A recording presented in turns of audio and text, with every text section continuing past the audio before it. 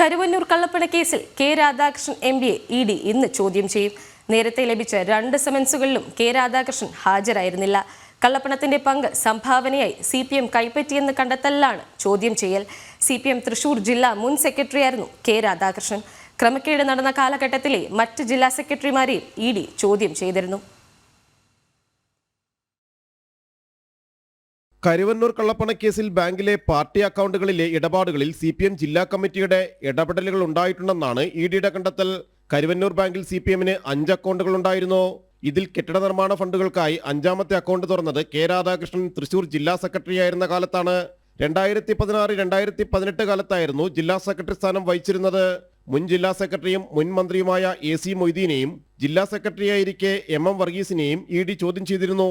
ലോണുകൾ അനുവദിക്കാൻ പാർട്ടി രൂപീകരിച്ച സബ് കമ്മിറ്റി പാർലമെന്ററി കമ്മിറ്റികളെക്കുറിച്ചും കെ രാധാകൃഷ്ണനിൽ നിന്ന് വിവരങ്ങൾ ശേഖരിക്കും.